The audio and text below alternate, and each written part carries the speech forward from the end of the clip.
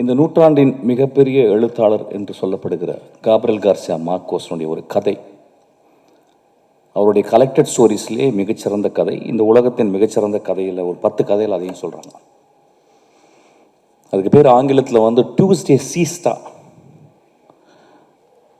அதாவது ஒரு செவ்வாய்க்கிழமையினுடைய மதிய தூக்கம் அப்படின்ற ஒரு கதை. வந்து ஒரு தாயும் அவருடைய குட்டி குழந்தை, ஒரு 6 வயசு 7 வயசு குழந்தை, ஒரு ஊருக்கு போகிறாங்க.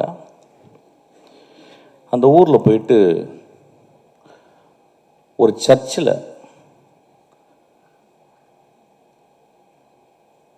தன்னுடைய மகனுடைய கல்லறை எங்கே இருக்குன்னு கேட்டு போகிறான் அந்த தாய். அப்போ அந்த பாதிரியார் சொல்கிறார், வந்து அந்த ரெஜிஸ்டரை கொடுத்து அதில் சைன் போட சொல்கிறாரு. அந்த தாய் சைன் போடுறான். அப்போ அவர் கேட்குறாரு, ஏமா இப்படியாப்பட்ட ஒரு பிள்ளையை பெற்ற அப்படின்றாரு. அப்போ ஒரு சின்ன ஃப்ளாஷாக காப்ரியல் கார்சியா எழுதுறார். அந்த மனிதன், அந்த மகன் அந்த ஊருக்கு வந்திருக்கான். ஒரு நாள் இரவு ஒரு கதவை உடைக்கிறான். அந்த வீட்டுக்குள்ள ஒரு பெண் தனியாக இருக்கிறாள். அவளுக்கு தெரிஞ்சிருச்சு யாரோ ஒரு திருடன் வந்து கதவை உடைக்கிறான்னு. நல்ல மழை வேற. அந்த பெண் ஒரு துப்பாக்கி எடுக்கிறான். அந்த துப்பாக்கி எப்படின்னா வந்து ஒரு 100 வருடங்கள், ஒரு 50 வருடங்கள் யூஸ் பண்ணாத ஒரு துப்பாக்கி. யாரோ தாத்தாவோ யாரோ உள்ள வச்சுருக்காங்க, அது மட்டும் தெரியுது. சின்ன வயசுலேருந்து பார்த்துருக்கேன். அந்த துப்பாக்கி தொட்டதே கிடையாது. துப்பாக்கி கண்டா பயங்கர பயம். வேறு வழி இல்லாமல் உள்ளே வந்தவன் ஒரு வேளை கொன்னுறான், திருடிட்டு ஒரு வேளை கொன்னுட்டானா என்ன பண்ணுறது அப்படின்னு ஒரு பயத்தில், அவன் யாருன்னு தெரியல, அவன் துப்பாக்கி எடுத்துகிட்டு போய் அந்த கதவுக்கு நேராக நிற்கிறான். கை உதறது. சார் யாரும் பேசாதீங்க சார் ப்ளீஸ். கை உதறது. அவள் அந்த கதவை உடைச்சிட்டு வந்தால் எவ்வளோ உயரத்தில் வருவான் எவ்வளோ அப்படின்ற மாதிரி அவன் வயிற்றை நோக்கி அந்த துப்பாக்கியை அப்படியே காட்டிக்கிட்டே இருக்கான். கை உதறது. அப்போ காப்ரியல் கார்சியா எழுதுறாரு, அந்த கை உதறலுக்கு காரணம் பயம், 28 வருடங்கள் தனிமை அப்படின்னு எழுதுறாரு.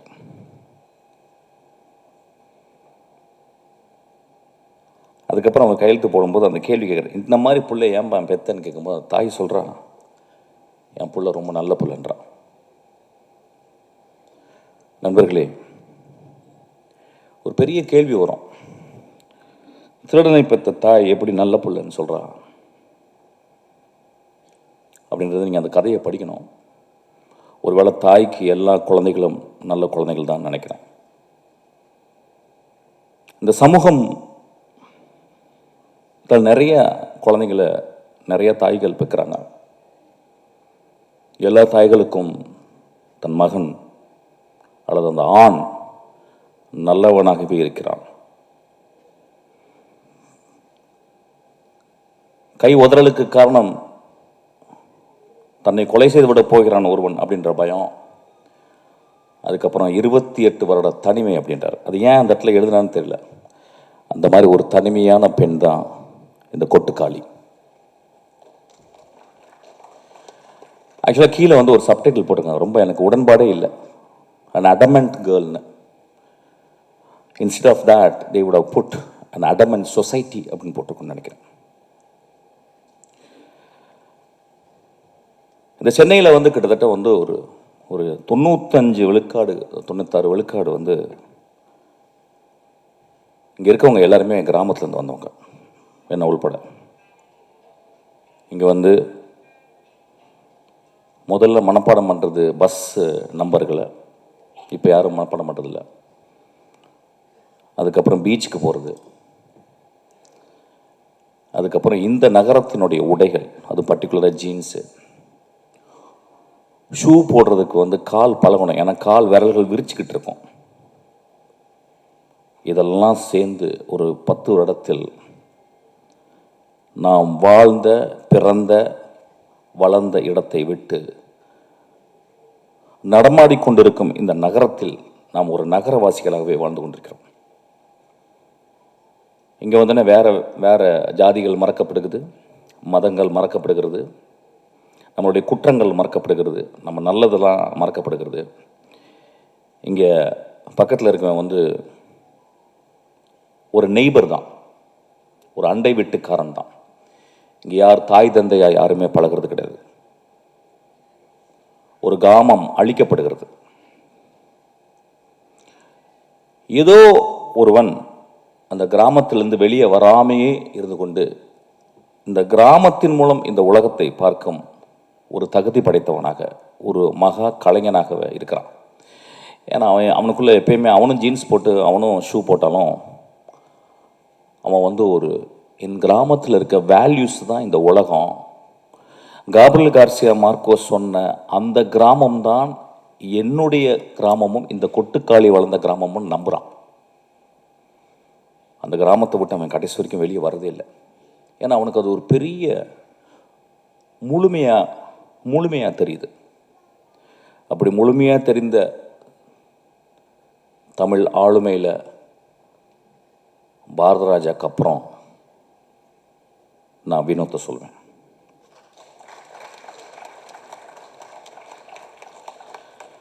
ஒரு திரைப்படம் எதுக்காக எடுக்கப்படுது அப்படின்னா, நிறைய பேர் என் அசிஸ்டண்ட்டை கேட்பேன், எதுக்குடா, எனக்கு தெரிஞ்சு 250 அசிஸ்டண்ட் என்னை விட்டு போயிருக்காங்க. ஒரு வருஷத்துக்கு கிட்டத்தட்ட ஒரு 3000 அசிஸ்டன்ட் டைரக்டருக்காக வர்றவங்களை நான் சந்திக்கிறேன். கொஞ்சம் கூட சோம்பேறித்தனம் படாமல் அவங்கள்ட்ட நான் வந்து கேட்குறேன், எதுக்குப்பா நீ சினிமாவுக்கு வர்ற அப்படின்னு. அது இன்வேரியபிளாக என்ன ஆன்சர் இருக்கும் அப்படின்னா, சார் நான் சாதிக்கணும் சார், ஏதாவது ஒன்று பண்ணணும் சார் நான் அப்படின்னு தான் சொல்லுவான். அந்த கிட்டத்தட்ட எல்லா வெர்ஷன்ஸும் ஒரே மாதிரி இருக்கும். இல்லை சார் என்கிட்ட ஒரு கதை இருக்குது சார், நான் ஒன்று பண்ணணும் சார். இப்படி தான் இருக்கும். அப்படி தான் நானும் வந்தோம், லிங்குசாமி வந்திருப்பார், சங்கர் சார் இப்படி தான் வந்திருப்பார், எல்லாருமே மணிரத்னம் எல்லாருமே இப்படி தான் வந்திருப்போம். இங்கே வினோத் ஒருவேளை என்கிட்ட அசிஸ்டண்டாக வந்தால், ஏன்டா வினோத் என்கிட்ட வந்த அப்படின்னு கேட்டால் அவன் இந்த ஆன்சர் சொல்லியிருக்க மாட்டான். சார் இந்த உலகத்தை என் கதை மூலியமா மாற்றணும் சார் அப்படின்னு வந்திருப்பான்னு நினைக்கிறேன். இந்த கதை மூலம் தமிழ்நாடையே மாற்றிருக்கான். எப்பயுமே சொல்லுவாங்க, நான் ரொம்ப பொங்கி பேசுவார், ரொம்ப எக்ஸாஜரேட் பண்ணி பேசுவார், ட்ராமாட்டிக்காக தான் பேசுவார் அப்படின்னா நான் எப்பொழுதுமே அது ஒரு சத்தியமாக எடுத்துக்கிறேன். ஒரு மேடையில் வந்து பேசும்போது அடுத்த வார்த்தை என்னன்னு எனக்கு தெரிஞ்சிட்டா நான் வந்து இந்த சமூகத்தை நான் நெருப்பை ஊற்றி கொளுத்துறேன்னு அர்த்தம். நான் மேடையில் பேசும் பொழுதாவது என் நாக்கில் உண்மை தவள வேண்டும் என்று நான் நினைக்கிறேன். ஏன்னா வீட்டில் நிறைய பொய் பேசுகிறோம், மேடையை விட்டு கீழே இருக்கிற நம்பருக்கு நண்பர்கள்ட்ட நிறைய பொய் பேசுகிறோம், ப்ரொடியூசர்கிட்ட நிறைய பொய் பேசுகிறோம், நடிகர்கள்ட்ட நிறைய பொய் பேசுகிறோம். இந்த மேடையில் உண்மை பேச மட்டுமே நான் வந்திருக்கிறேன். அவ்வளவு தைரியத்தையும் நெஞ்சுரத்தையும் என்னுடைய ரத்தத்தை கொதிப்பு நிலையும் கொண்டு வந்தது இந்த படம்.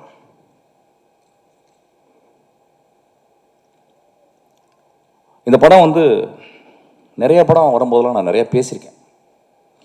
ஃபார் எக்ஸாம்பிள் வழக்கு எண்ணை வந்து பேசும்போது இதே மேடையில் நான் வந்து ரொம்ப பயங்கரமாக பேசினேன். பயங்கரமாக பேசினேன்னா ரொம்ப கோபமாக பேசினேன். சமூகத்தையே நான் வந்து என்ன இப்படி பண்ணுறீங்க அப்படின்னு பேசினேன். அப்போ அன்றைக்கி வந்து நிறைய இதே மேடையிலால் என்னை கேலி செய்கிறாங்க, நான் பார்த்துருக்கேன். ஏன்னா ஒரு பாலசக்திவேல் எப்படியாப்பட்ட டேரக்டர்னு எனக்கு தெரியும், நிறைய பேருக்கு லிங்குசாமிக்கு தெரியும். ஒரு 3 படத்தை எடுத்துகிட்டு அந்த படம் ரிலீஸ் ஆகலன்னு உட்காந்துருக்கான் ஒரு கலைஞன், மகா கலைஞன். அவன் எப்படியாப்பட்ட கலைஞன்றது ரொம்ப பக்கத்தில் சேர்ந்தவங்களுக்கு, அவன் படங்களை நேசித்து பார்த்தவங்களுக்கு மட்டும்தான் தெரியும்.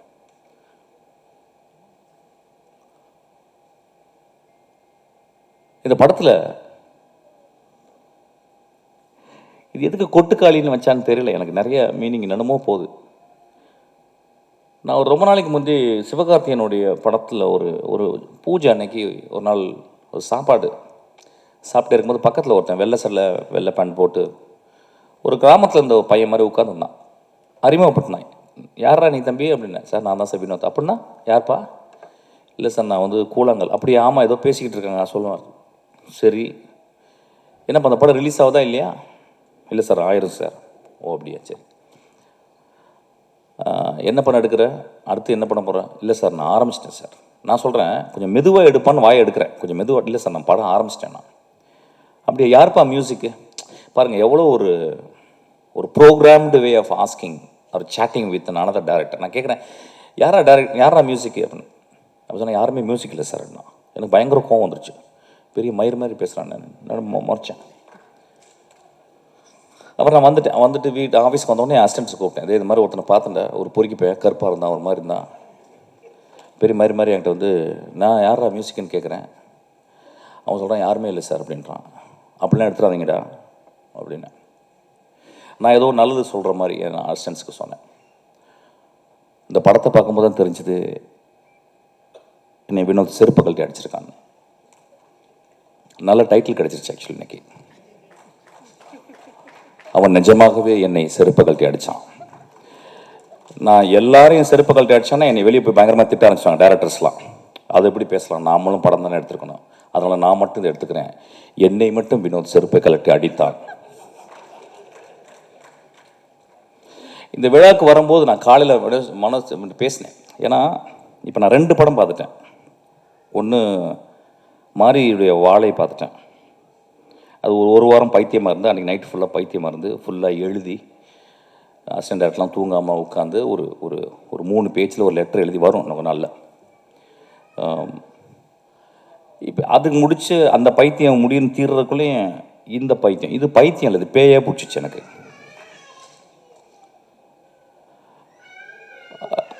அப்போ வந்து இந்த படத்தில் வந்து அவன் ஏன் மியூசிக் டைரக்ஷன் பண்ணலை அப்படிங்கும்போது அதுக்கு ஒரு பெரிய அது வந்து ஒரு குருட்டாம்போக்கில் எடுக்கப்பட்ட ஒரு முடிவல்ல. The decision came out of his vision of cinema. அவன் எப்படி சினிமாவை ட்ரூத்ஃபுல்லாக பார்க்குறான் அப்படின்றதுக்கு ஒரு காரணம். ஏதோ ஒரு வகையில் நம்ம என்ன பண்ணுறோம், ஒரு மியூசிக் மூலியமாக நம்ம சட்டையை அயன் பண்ணிடுறோம், நம்ம திரைப்படங்களை நம்ம அயன் பண்ணிடுறோம். அவன் என் சட்டை என் திரைப்படம் சுருக்கமாகவே இருக்கணும் அப்படின்றான். என் பாட்டியினுடைய அந்த இடுப்பை சுற்றி இப்படி உள்ள சொருகுவா பார்த்தீங்களா, அது வெளியே எடுத்தால் எவ்வளோ சுருக்கம் இருக்கும் அந்த அந்த முந்தானையில், அந்த அளவுக்கு சுருக்கத்தை அவன் பார்க்குறான், அவ்வளோ ட்ரூத்தை பார்க்குறான். இந்த படத்தை பற்றி நான் வந்து ஒரு 4 நாள் கண்டினியூஸாக என்னால் பேச முடியும். ஏன்னா படத்தை பார்த்துட்டு வெளியே வந்தோடனே நைட்டு நான் என்ன பண்ணுறதுன்னு எனக்கு தெரியல. வழக்கம் போல் சொன்ன மாதிரி நல்லா இருக்குப்பா, சூப்பர்ப்பா, நல்ல ட்ரை பண்ணியிருக்கேன். இப்போ நிறைய பேர் சினிமா பாட்டு வந்தோன்னா உஷாராக பேசுகிறது எப்படின்னு கேட்டால் வித்தியாசமாக முயற்சி செஞ்சுருக்கேன்னு. அது கெட்ட வார்த்தை சொல்லி தான் சொல்லணும், பட் அப்படி சொல்ல முடியாது, போர் அடிக்குது எனக்கு ஆக்சுவலாக. அந்த மாதிரி எதாவது பேசிட்டு போயிடுறது, இல்லைன்னா நல்ல ஃபியூச்சர் இருக்குப்பா அப்படின்றது, அப்புறம் ரொம்ப மோசமாக ஒரு தடவை பார்க்கலாம் அப்படின்றது. நண்பர்களே, இங்கே வரும்போது யோசிச்சேன் நான் என்ன பேசணும், இந்த படத்தை நான் வந்து எப்படி மக்கள்கிட்ட கொண்டு போய் சேர்க்கணும். ஏன்னா என் லைஃப்பில் இது வந்து ஒரு பெரிய பொறுப்பாக நான் பார்க்குறேன். என் மகள் பிறக்கும்போது என் மனைவியின் கையில் என் மகளை பார்த்துட்டு நான் எவ்வளோ சந்தோஷப்பட்டனோ அதே மாதிரி இந்த படத்தை பார்த்த பிறகு சந்தோஷப்பட்டேன்.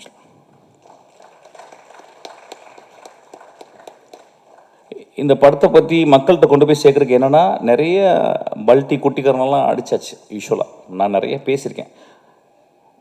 இந்த படம் மக்கள் வந்து எல்லாரும் பார்க்கணுன்னா நான் அவுத்து போட்டு கூட நிற்கிறதுக்கு தயாராக இருக்கேங்க இந்த இடத்துல. ஏன்னா அப்படி தான் உரைக்கும். கை தட்டலாமே கொஞ்சம். ஒரு குத்து டான்ஸு, நேக்கட் டான்ஸ் இங்கே ஆடலான் இருக்கு, இந்த படத்தை பாருங்க அப்படின்னு. நான் நேக்கட் டான்ஸ் ஆடி நீங்கள் பார்த்தீங்கன்னா என்ன ஆவீங்க, அதை எக்ஸ்ட்ரா போஸ்ட் பண்ணி நீங்கள் அப்போ அந்த படத்தை போய் பாருங்கன்னு சொல்லலாம். இந்த கொடுமை எப்படின்னு கேட்டிங்கன்னா, இந்த தமிழ் சமூகத்தில் வந்து அது இந்திய சமூகத்தில் வந்து ஒரு நல்ல படத்தை பார்க்குறக்கு, நல்ல படம்னா எப்படின்னா ரொம்ப ஃபிலாசபிக்கலான கொஸ்டின் அது. ஆமாம், நான் 2 நிமிஷம்லாம் பேசலாமா, 1 மணி தான் பேசுகிறேன் பேசுது, இடக்கு முடக்க அதை பேசினா பிரச்சனை ஆயிரும் உனக்கு. ஓகே, நல்ல படம் அப்படின்னாவே நம்ம நண்பர்கள், நம்ம ரசிகர்கள், நம்ம ரொம்ப நேசத்துக்குரிய நம்மளுடைய ரசிகர்கள் என்ன சொல்லிடுறாங்க வந்து, ஓகே புரிஞ்சிடுச்சு, அதாவது வந்து பாலாசக்திவேலு, மிஷ்கின், ராமு, வெற்றிமாறன் இவங்களாம் நல்ல படம் சொல்லிட்டா கொஞ்சம் பார்த்தே போவோம் அப்படின்ற மாதிரி கொஞ்சம் யோசிச்சு போவோம். ஏன்னா சினிமா பார்க்க வர்றதே அவுத்து போட்டு ஆடுறதை பார்க்குறதுக்கு தான். சினிமாவுக்கு நிறைய பேர் ஆடுறது, அதாவது இன்னும் என்கிட்ட பேசுகிறாங்க, அந்த சார் அந்த குத்துப்பாட்டு ஒன்று போட்டிங்களே சார், அது மாதிரி இன்னொன்று போடுங்க சார். நான் என்ன போட தான் செய்ய முடியும் ஆக்சுவலாக. நண்பர்களே, ஒரு மார்க்கெட்டுக்கு போகிறோம், ஒரு குழந்தையை கூட்டிகிட்டு, ஒரு பெண் குழந்தையை கூட்டிகிட்டு ஒரு கத்திரிக்காய் எடுக்கிறோம். எங்கள் அம்மா சின்ன வயசில் எனக்கு கத்திரிக்காவை எப்படி வாங்குவது அப்படின்னு சொல்லி கொடுத்துருக்காங்க. ஒரு சவுச்சவை எப்படி பார்த்து வாங்கணும்னு சொல்லி கொடுத்துருக்காங்க. ஒரு பழத்தை வந்து தட்டி பார்த்து, அந்த பழம் தட்டி பார்த்து பழுத்திருக்கான்னு பார்த்து வாங்க சொல்லியிருக்காங்க. ஆனால் நம்ம சமூகத்தில் ஒரு கலைப்படைப்பை மட்டும் வெகுஜன சினிமாவாகவே மட்டுமே பார்க்க பழகிருச்சு. இன்னைக்கு 16 வயதுல எடுத்தா ஓடுமானே டவுட் வந்துருச்சு. என் ஆதங்கத்தை இங்கே கொட்டி தீர்க்கவில்லை. இந்த படத்தை நான் மக்கள்கிட்ட கொண்டு போய் எப்படி சேர்க்கறதுன்னு யோசிச்சுக்கிட்டே இருக்கேன். இப்போ நகரத்தில் இருக்கவங்க எல்லாருமே நினச்சிக்கிறாங்க நம்ம எல்லாமே சிட்டி பேஸ்டு. அதை சொல்கிறாங்க இது கிராமத்து கதை. ஐயா, இது என் தாயின் கருவறை ஐயா. இந்த படம் என் மகளின் யோனி ஐயா. இந்த படம் வாழசக்தி சொன்னா இந்த மாதிரி படமே பார்த்ததில்லைன்னு. இந்த மாதிரி படத்தை பார்க்கவே போறது இல்லையா. இந்த மாதிரி படத்தை நான் பார்க்கவே போறதில்லை. இந்த படத்துக்கு முன்னாடி நான் என் படைப்புகள் என்னுடைய சினிமா அப்படின்றத நான் கீழே குனிஞ்சு அவன் காலை முத்தமிடுவேன். அந்த அளவுக்கு அந்த படத்தை பண்ணியிருக்கான். உங்களுக்கு ப்ரூவ் பண்ணனா வினோத்தை கூட்டிங்க நின்று அவன் காலை முத்தமிடுறேன். நான் இளையராஜா காலை முத்தமிட்டிருக்கேன். நான் இளையராஜா காலை என்றைக்குமே தொட்டு கும்பிட்டதில்லை. நான் உதட்ட கொண்டு போய் தொடுவேன். ஆக்சுவலாக 2வது மனிதனாக இளையராஜாக்கு அப்புறம் அவன் கால்களை நான் முத்தமிடுவேன். ஆக்சுவலி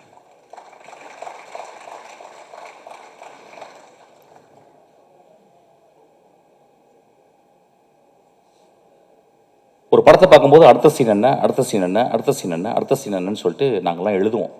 எழுதும்போது ரொம்ப கேர்ஃபுல்லாக. நான் இப்போ கூட வரும்போது என் தம்பிகிட்ட பேசிக்கிட்டேன். ஒரு படம் வந்து நல்ல கதையாக இருக்கணும், என்டர்டெய்னிங்காக இருக்கணும், இப்போ 3வது தேவைப்படுது எக்ஸைட்டிங்காக இருக்கணும்னு சொல்லிட்டு. இந்த 3மே இந்த படத்தில் இருக்குது. என்ன ஒன்று, நீங்கள் பார்க்குறது உங்கள் பார்வையை வேறு மாதிரி வச்சு பார்க்கணும். எனக்கு தெரிஞ்சு இந்த ரீசெண்ட் டேஸில் இந்த கதைகளில் நான் வந்து இப்போ 2 கதைகள் வந்து நான் இந்த 10 வருடத்தில் திரைக்கதையில் படித்தது எக்ஸ்ட்ராடனரி ஸ்டோரிஸ்னு சொல்லுவேன். ஒன்று 3 பில்பர்ட்ஸு, இன்னொன்று கெட் அவுட், ஜோர்டான் பீல்டு. அதுக்கப்புறம் இந்த கதையை சொல்லுவேன். ஏன்னா அது 3மே எப்படின்னா, ஒன்று வந்து பிளாக் ஹாரர்,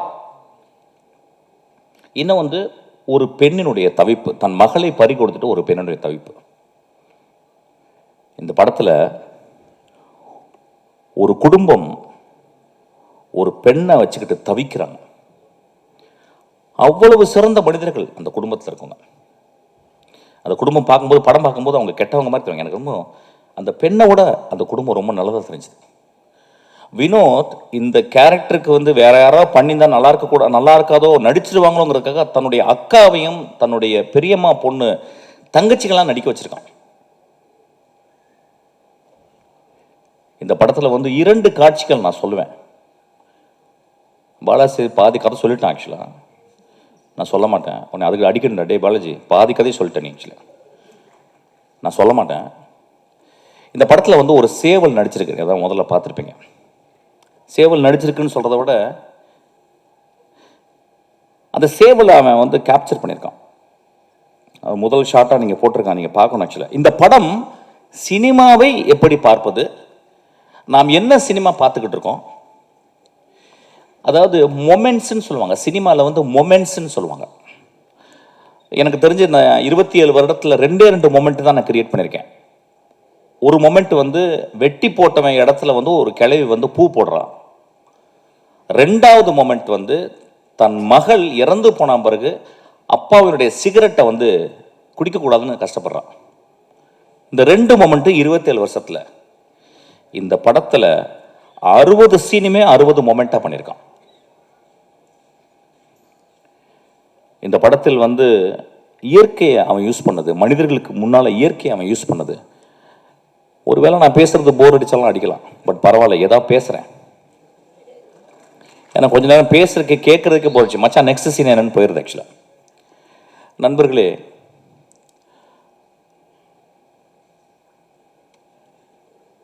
ஒரு நல்ல கதை, ஒரு நல்ல கதாசிரியர் தோற்கப்படுவதில்லை, சமூகத்தால் கொலை செய்யப்படுகிறான்.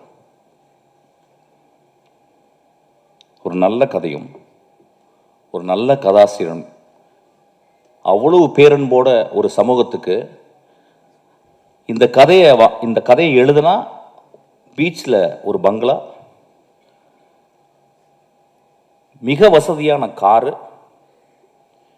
அதுக்கப்புறம் 100 வருஷத்துக்கு வந்து சொத்து அப்படின்னு இல்லாமல் இந்த கதை பண்ணா சமூகத்தின் இதயத்தை கொஞ்சோண்டு தொற்றுலாம் அப்படின்னு வினோத் பண்ணியிருக்கான்.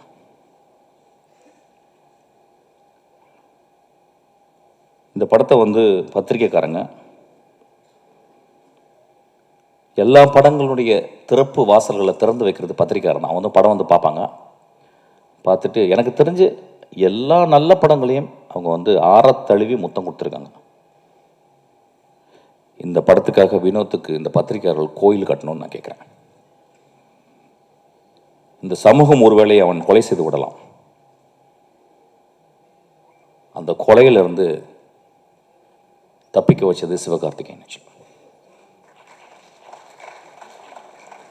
சிவகார்த்திகேயன் ஒரு லீடிங் ஆக்டர், கடுமையான உழைப்பாளி. சிவகார்த்திகேயனால் இந்த படத்தில் நடிக்க முடியாது, ஏன்னா ஒரு மிகப்பெரிய ரசிகர்கள் கூட்டம் வந்துருச்சு. ரசிகர்களை சந்தோஷப்படுத்துவது ஒரு பெரிய கடமையாச்சு. ஆனால் அந்த குழந்தை, அந்த பையன், நான் மிகச்சிறந்த படைப்பு பண்ணணும்னு ஆசைப்பட்டு கூழாங்கல்ல பார்த்தவொடனே, தம்பி இந்த படத்தை நான் தான் பண்ணுவேன்னு சொல்லியிருக்கான். அதுக்காக அந்த தம்பிக்கு ஒரு கோயில் கட்டணும். சிவகார்த்திகேயனுக்கு ஒரு குழந்தை பிறந்திருக்கு, சிவகார்த்திகேயனுக்கு இன்னொரு குழந்தையும் பிறந்திருக்கு, அதுதான் கொட்டுக்காளி. இந்த படத்தில் நடித்தவர்கள், அந்த அனா பென் ஒருத்தர் நடிச்சிருக்கா தெரியல, தமிழில் இருக்க பெண்ணுங்கள்லாம் இப்போல்லாம் நடிக்கவே வரதில்லை நல்ல படங்களுக்கு. சார் எனக்கு 2 பாட்டு இருக்கா, 3 டான்ஸ் இருக்கா, தௌபா தௌபா தௌபான்னு அப்படின்னு ஏதாவது டான்ஸ் ஸ்டெப்பு, ஹூக் ஸ்டெப்பு வைக்கிறதுக்கு இருக்கான்னு பார்ப்பாங்க. அப்போ தமிழில் பொம்பளைங்களே கிடையாது. அப்போ இங்கேருந்து போயிட்டு பஸ் ஏறி போயிட்டு ஆனபெல்னு ஒரு சிறுக்கியை பிடிச்சிட்டு வந்திருக்கான். ஆக்சுவலாக ஒரு பேய் அரக்கி. அவ எத்தனை வார்த்தை பேசியிருக்கான்னா 1.5 வார்த்தை பேசியிருக்கான்னு நினைக்கிறேன். ஒரு பாட்டு வர பாடிட்டா அதுக்கு அடி, ஒரே அடி சூரிய போட்டு ஒரு மணி நேரம் அடி என்ன அடிக்கிறான் போட்டவள. இந்த சமூகம் அப்படி தானே இருக்குது. ஒரு பெண் பாடக்கூடாதுல்ல, ஒரு எக்ஸ்ட்ராடனரி பெர்ஃபார்மன்ஸ். அநேகமாக இந்த வருஷத்தினுடைய நேஷனல் அவார்டு அந்த குழந்தைக்கு கிடைக்கணும்னு நான் வந்து ஆசீர்வாதம் பண்ணுறேன். அதுக்கப்புறம் சூரியனுடைய எவல்யூஷன் கேரக்டர் ஆர்க்கு, நான் சினிமாவில் தான் கேரக்டர் ஆர்க் பார்த்துருக்கேன். ஒரு கதையின் கதாநாயகன் ஃபஸ்ட்டு சீனில் வந்து மோசமாக இருப்பான், கடைசி சீனில் ஒரு பெரிய மகானாக இருப்பான். ஃபஸ்ட்டு சீனில் மகானாக இருப்பான், கடைசி சீனில் வந்து கொடுங்கோலனாக மாறிடுவான். இது வந்து கேரக்டர் ஆர்க்கு. இது சினிமாவில் தான், கதைகளில் தான் நடக்கும். நிஜ வாழ்க்கையிலே சூரிக்கு நடந்திருக்கு. ஒரு கமெடியனாக உருவாகி இன்னைக்கு ஒரு உலகம் போற்றும் ஒரு நடிகனாக மாறியிருக்கான். நான் அன்றைக்கி நைட்டு இரவு உட்காந்து பேசினேன், என்னடா மகனே நீ இப்படி, எங்கடா உனக்கு ஏதாவது அருள்கிருள் வந்துருச்சா, இல்லை காதில் ஏதாவது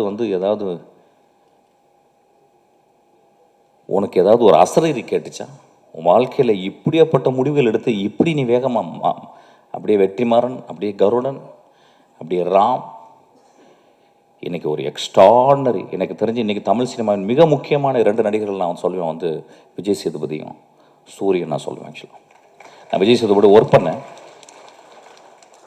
67 நாட்கள் ஒர்க் பண்ணேன். ஒரு நாள் கூட எங்கள் 2 பேருக்கு ஒரு சின்ன உராய்வு கூட ஏற்படல. அந்த குழந்தை அவ்வளவு கண்ணியமாக, அவ்வளவு மேன்மையாக நேசித்து நேசித்து ஒரு கேரக்டர் நடிச்சிருக்கான் இந்த படத்தில் சூரிய. அதே மாதிரி தான் எனக்கு தெரிஞ்சு இந்த படத்தில் சூரிய தவிர வேற யாராவது நினைச்சு கூட பார்க்க முடியாது.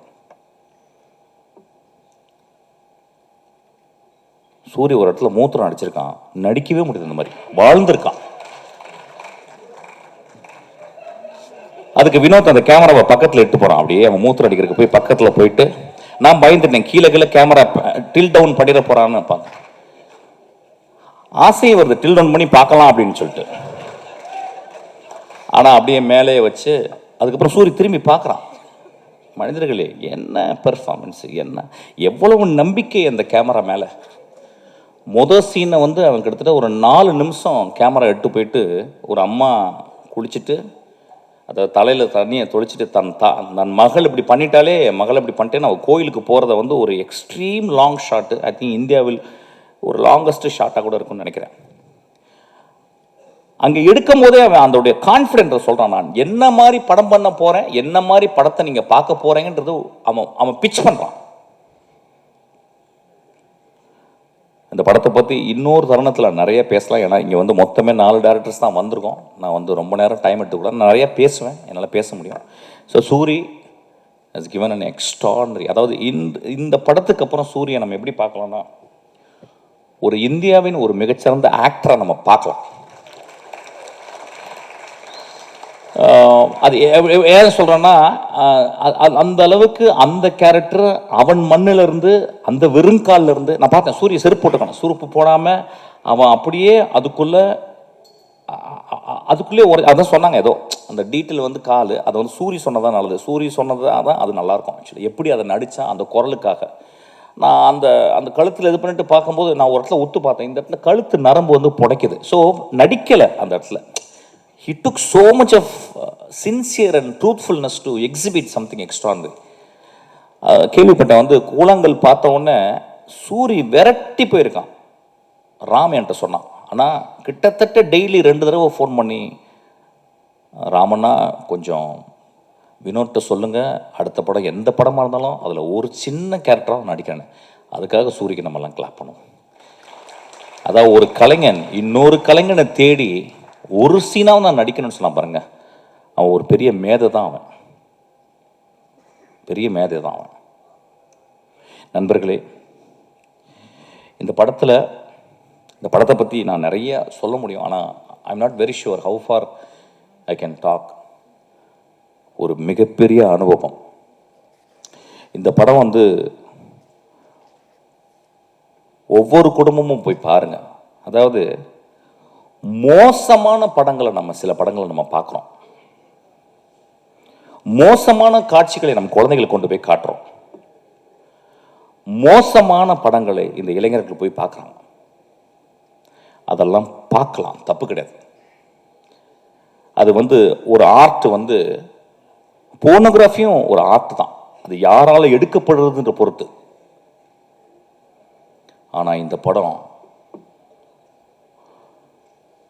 இந்த தமிழ் சமுதாயத்தை,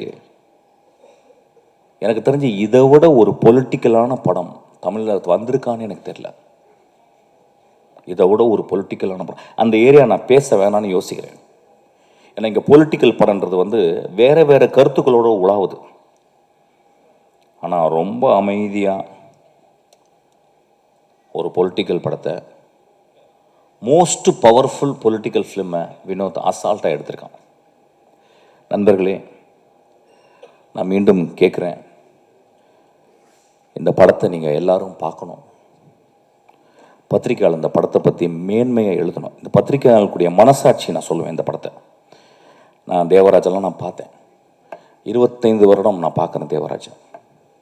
சினிமாக்காகவே வாழ்ந்து ஒரு கலைஞனாக, அதாவது ஒரு பத்திரிகையாளனாக இல்லாமல் ஒரு கலைஞனாகவே வாழ்ந்துருக்கேன். இப்போ நான் என் தம்பியை பார்த்தேன். அவன் வந்து எனக்கு குழந்தை வந்துருச்சேன்னா அப்படின்னு சொன்னான். உங்களுக்கெல்லாம் பெரிய தர்மம் இருக்குது இந்த படத்தை பற்றி. இந்த படத்தை பற்றி நான் என்ன சொல்கிறேன், நான் சேலஞ்ச் பண்ணுறேன். இந்த படத்தை பற்றி ஏதாவது ஒரு நெகட்டிவ் பேசுங்க. இந்த படத்தை கொண்டு போய் சேர்க்க வேண்டியது உங்கள் கடமை. ஐயா, இது வந்து உங்கள் தாய் மடி ஐயா. இந்த மடியை நீங்கள் தான் பத்திரமா பார்த்துக்கணும். சினிமாவை நேசிக்கும் ரசிகர்கள் ஒவ்வொரு தடவையும் சினிமா ரசிகர்களால், அந்த தாயுள்ளம் கொண்ட ரசிகர்களால் கண்டுபிடிக்கப்பட்ட மகா ஆளுமைகள் தான் பாரதராஜா, மணிரத்னம், பாக்யராஜ், பாலச்சந்தர், பாலா, வெற்றிமாறன், ராம், பாலாஜி சக்திவேல். இவங்கெல்லாம் மகா உன்னதமான படைப்புகளை கொடுத்து மக்களுடைய அங்கீகாரம் பட்டு நீங்கள் தொட்டில் போட்டு தாளாட்டி இன்னைக்கு இவ்வளோ பெரிய ஆளாக இருக்கிறாங்க. அந்த மாதிரி தங்கத்தில் ஒரு தொட்டில் கட்ட வேண்டிய என் குழந்தை வினோத். கடைசி விவசாயி பார்த்துட்டு வந்து நான் அவ்வளவு கஷ்டப்பட்டேன். தியேட்டரில் 4 பேர் தான் இருந்தாங்க. ஒரு மகா உன்னதமான படைப்பு அது. அதுக்கு கேட்டால் என்ன சொல்கிறாங்க, ஏன் சார் ஃபாஸ்ட்டாக இல்லைன்றாங்க. ஐயா, ஏன் ஒரே நாளில் குழந்தை பிறக்கக்கூடாது? ஏன் இயற்கை 10 மாதம் ஒரு தாயை சுமக்க வச்சுச்சு? ஏன் என்னுடைய பாட்டி மெதுவாக நடந்து போகிறாள்? என் தந்தை இப்போ போன வாரம் இறந்து போனார். கை அப்படியே அவர் அந்த பாடியை குளிப்பாட்டும் போது நான் பார்த்தேன். அப்படி கையெல்லாம் சோம்பி போயிருந்துச்சு. அப்படியே அந்த குளிக்கல வைக்கும்போது நான் அப்படியே பார்த்துக்கிட்டே இருந்தேன். அந்த மண்ணை அள்ளி போடும்போது அந்த வாய்க்குள்ளே தான் போச்சு. என்னை முத்தம் கொடுத்த, என்னை பார்த்து எப்பொழுதும் புன்னகை புரிந்த அந்த வாய்க்குள்ள அந்த மண்ணு போனதை நான் பார்த்தேன். நான் பார்த்த உலகத்தில் என் வாழ்நாளும் மிக முக்கியமான ஷாட்டாக அதை நான் பார்க்குறேன். நான் சொல்கிறது கொஞ்சம் கூட வெக்கப்படல. அந்த மாதிரி ஒரு 600 ஷாட்டு, 600 ஷாட்டில் மொத்தமே 150 ஷாட் இருக்கும். உண்மையும் தெய்வத்தன்மையும் தாய்மையும் கொண்ட படம் தான் அந்த படம். தயவு செய்து கைவிட்டுறாதீங்க. சும்மாவது போய் பாருங்க. ஒரு சிகரெட் ஒரு சிகரெட் பாக்கெட் எவ்வளோப்பா? சிகரெட் பாக்கெட் இன்னைக்கு கிங்ஸு தெரியாது, நீ அடிக்க மாட்டியா? நீ மனுஷனே கிடையாது. யார் எவ்வளோவா? எவ்வளோ ஒரு சிகரெட் பாக்கெட்டு? 200 ருபீஸுங்க ஒரு சிகரெட் பாக்கெட்டு. ஒரு சிகரெட் பாக்கெட்டில் 20 சிகரெட் இருக்கா? 10 இருக்கு. 10 நாள் போச்சுன்னு அர்த்தம் உங்களுக்கு. 10 சிகரெட் கொடுத்தா 10 நாள் போச்சு. நான் சிகரெட் நிப்பாட்டினேன். இப்போ 10 நாள் ஜாஸ்தி ஆயிடுச்சு. இப்போ ஒரு குவார்ட்ரு அது 150 ரூபாலேருந்து 200 ரூபா. அது 1 வருஷம் போச்சு. இதுக்கெல்லாம் செலவு பண்ணுறோம்ல. சாமிக்கு போய் நம்ம அவ்வளோ செலவு பண்ணுறோம், அவ்வளோ உண்டியல் காசு போடுறோம், அவ்வளோ டொனேஷன் கொடுக்குறோம்ல. வினோத் தான் என் சாமி. அவன் எடுத்தது தான் கடவுள். தயவு செய்து போய் பாருங்க. நண்பர்களே, இந்த வாழ்க்கை ரொம்ப அலாதியானது. இந்த வாழ்க்கையில் நம்ம என்னென்னலாம் முடிஞ்ச வரைக்கும் நல்ல விஷயங்கள் பண்ணுறோம் அப்படின்றது ரொம்ப முக்கியம். அதில் ஒரு நல்ல விஷயந்தான் கொட்டுக்காலை நீங்கள் போய் தரிசிக்கிறது. அந்த காளி உங்களை ஆசீர்வாதம் செய்வாள். நன்றி.